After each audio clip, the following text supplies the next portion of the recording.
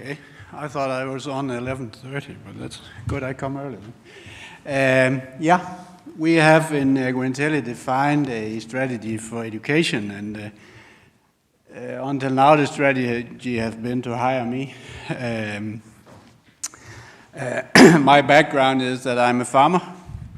I have 25 years of experience as a farmer, pig producer and arable farmer in Denmark. And then the seven years before I started in AGROINTELLI, I've been working in the farming school as a head of education in Denmark.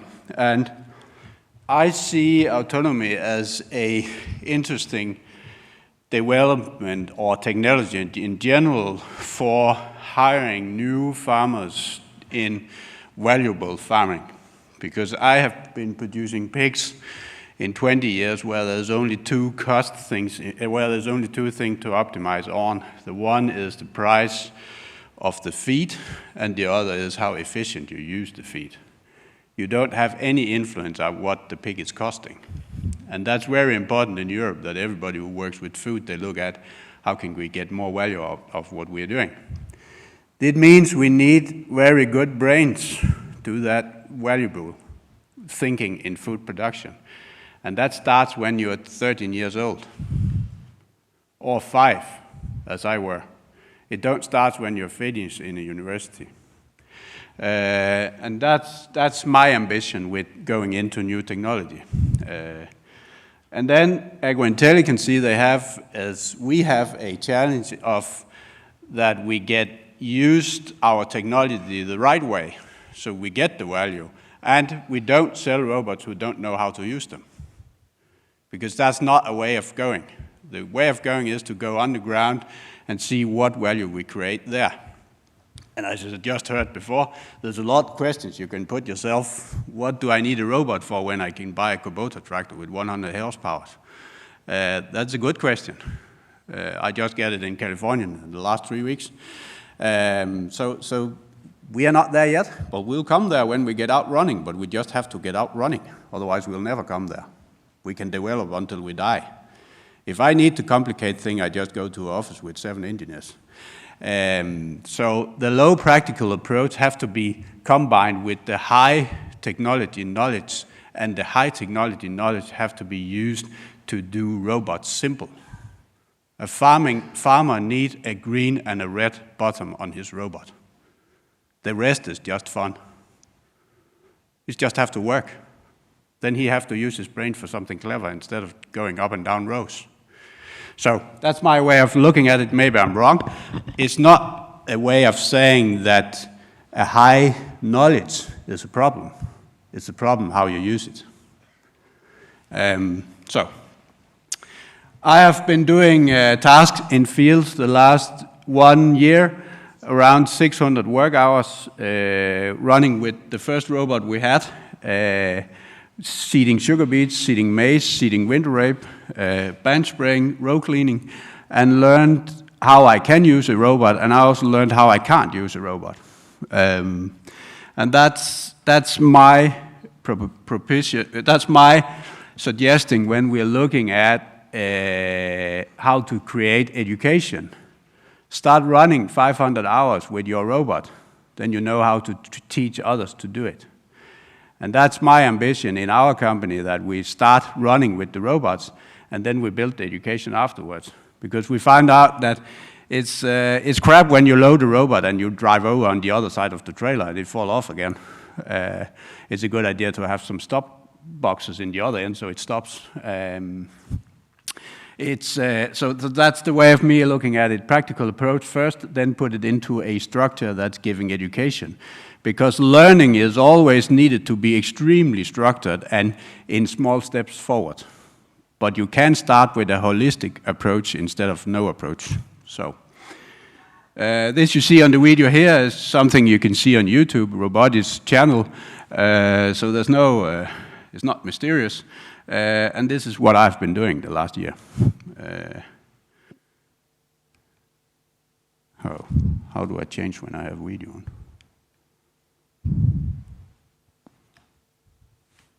Like this. Then we have designed this template here where we have looked at some levels of education where we have the political, industrial level, and we have a decision-maker level, and we have an operator level on the one line, and we have the other way, we have the generic level, we have the whole company level. That's in this situation is AGROINTELLI, and the last over there is the specific product. One of the biggest challenges in this kind of thinking is that the biggest material need for education and the hardest work is down in the right corner, because we can easily agree about up in the left corner, and there we just have to be very efficient when we talk to politicians about how we do the development of education, but also of autonomous running, because up in that corner we had these issues about legalization and how do we get autonomous robot running if you have to run behind it. It's difficult to make the calculation there. So of course the robots have to run themselves in the field, doing the tasks in a better way than we do today. But over on the left side, and that's mostly what I'll talk about today, or that's mostly what I will ask you for, if there's anyone in here who have interest in this, to contact me afterwards, because that's what I want to sell. An idea about a cooperation about the first line over there, because there we can agree about a lot, but it's difficult to agree about if you should buy my robot or another company robot. Overall, we are not a competition to each other. We have a competition with somebody else, very strong players in the market as I see it.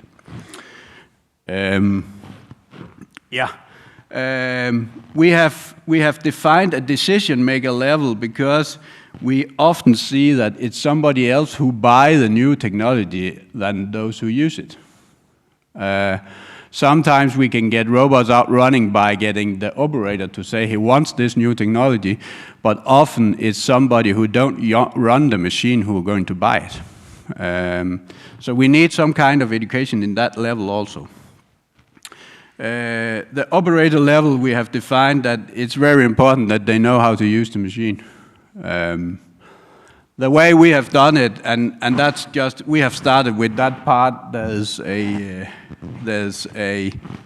I can now never learn this. We have started with that part that is what the first customer have had of need of learning. This is just a template of what we need to remember to learn them. Our ambition is that the first 15 machines sold, that's AGROINTELLI doing it directly to the customers, so we know the customer need around in Europe, but from there on we need to learn the dealers how to do it. So our ambition is not to go running around after 1,000 robots when we succeed with a big education academy. Our ambition is to get as quickly as possible a machine to the dealer and get the dealer learned how to educate his customers, because that's very important regarding to service and support also. But you can see these different topics we put in. We are probably not everything in yet, because we are developing as we go. And the first videos is made out of what I did in the field anyway. I have this slide showing something about considerations for all manufacturers, and there I'm looking at the generic parts. AI, as AGROINTELLI, need cooperations with other manufacturers to do the generic part. We was just yesterday talking to another manufacturer who was mentioned that maybe it could be a good idea that the web service was recognizable for a farmer, whatever robot he was doing. If we could agree with 3 or 4 different robot companies to do some kind of standardization so the farmer can recognize the page he's planning his thing in, maybe that was not that stupid to recognize these kind of areas in a strategic cooperation. And that was just a lock, though somebody mentioned that yesterday, but that's also what I mean, to find these areas where we can agree about we have an education challenge, and also find the areas where we don't have to use our time, because we will never agree anyway. I have some issues here. On this one I can see up front we have a safety in autonomy issue that That's one we are going to discuss until we die, I think, hopefully not by a robot.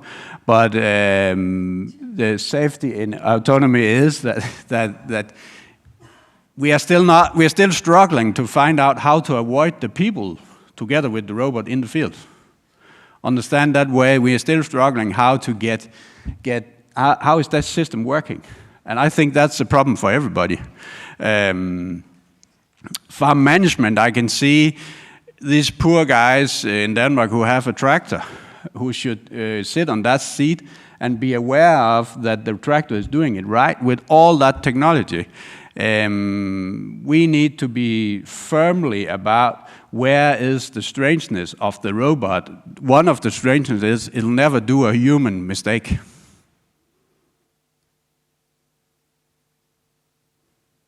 And in my foreign jobs, I had a lot of students who were stopping in practice by the farmers because they made a human mistake. We have a chance to not do human mistakes with robots. And as I see it, the first start is to do all the stupid tasks where a human being is getting bored. Because when you're getting bored, you start doing something else. Or you're stupid. And we don't need the stupid guys in the farms. But when you're getting bored, you start using your phone to go on your radio in the tractor. You find out how the air conditioner is working. You find out blah, blah, blah. And you're running 15 kilometers with something 6 meters wide into a fence. Because you don't look at what you're doing. And I think robots have a chance of doing these tasks while you are doing the farming again. Because farming, that's to look at plants, soil, when to do what, the right time, pick up the stones, all these things, that's farming. It's not to sit on with a steering wheel on the seat, then you have to be a truck driver, until they are self-driven also. But it's just, I have seen some students being finished as students in Denmark after 4.5 years, and they don't know what farming is. They know how to drive slurry. Yeah, not even right, but they know how to steer it. So that's my personal opinion, that we need to get brains back to this, and we need to use the robots to do it in another way than running with very big equipment that is destroying the land. Okay, for me, efficient farming is the key factor for all manufacturers in the future, and end users need to get more value of new technology. And you need to explain me where I get more value when I put in a 9-meter, extremely heavy seeding machine in front of a tractor to 3.5 million Danish crowns. You need to explain me if that's for the end user purpose value. Sometimes it is, sometimes it's really not. But as a robot manufacturer, I can see all robots is running because we are very glad that it can run straight in the field and it can turn down in the other end, and it seems like it's autonomous. But the farmers don't really care. They want a task done they can't do today, or a task done giving more value. They don't really care that the robot is autonomous and it can turn in the headlands and it can find 3% more efficiency in route planning and so on. They are looking at, can I grow something else? Can I grow more? Can I grow something with a higher value? And that's very important that we remember that as a robotic manufacturers, that's the key value for what we're doing. I can't find out using this. Financing of education is, as I see it for everybody, also a big challenge, because we're all saying that education is important, but how do we do it? Do we calculate it in the product? Do we do it through grants and funding? Or do we do it through cooperation between different companies? I can see these three as the financing, because I think it's all needed. The first one have to be done in the pricing, because we have to learn the end user to use the products. In my way of thinking in education, everything is about relation, authenticity, and efficient learning. Efficient learning is how you create your structure, how you do your online presentations, how you do your how you do your connection to the knowledge all the time, so this user, he can be clever when I'm not there. Authenticity is that you know what the key value is for the product you're standing with, and relation is that you know your customers or the robotic operator. Relations, name, culture, etc. It's crap to learn somebody who don't speak your language how to use a robot. It's difficult. I have tried it. It takes a lot longer time. It's not because it's impossible. You just have to remember that's the way it is. And that's also why we need to get dealers out in the countries to doing it, because they have the language, no language barriers. You need to know the culture. If you're in the eastern part of Europe, it's different than if you are in Spain. You need to make your material after that. This end users normally don't read a manual. They normally have a practical approach, and in 30% in Denmark, farmers are dyslexic. They can't read a text. I've right now finished a manual in 100 pages of text. I'm wondering who's going to read that one. Not the end users. So I need to find out how to do that as education in a way they'll learn it. Remember your learners. If you can't remember names, find a solution where you can remember names anyway. Because it's crap to stand with people you don't know who is. So give a signal about that you know who you're talking to. And create direct, no bullshit communication. And the last part is the most important thing. Don't go flying on the roof when you stand by an education situation. Go down on the ground. Explain things. And the reason why I have that one on my slide is I have experienced the last 3 years that when you say you're working with new technology and robots, people think this robot can fly and jump on their tongue around in a corner. And it is just a tractor that's built in another way, or a smart weeder or something, but we expect that it can everything because it's a robot. So that's very important to go to the no bullshit communication, because we can talk about all the birds on the roof in this situation. Use personal experience, farmer, engineer, etc. What you are, use that to do your education reliable and nice. Walk the talk. So the ones who are going to learn an operator how to use a robot, they need to run between 100 and 500 hours with a robot. They need to make the mistakes themselves. That was what I had.